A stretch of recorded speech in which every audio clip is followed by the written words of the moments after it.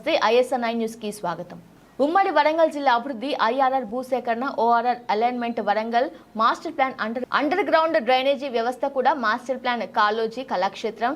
GWMC పరిధిలో retaining వాళ్ల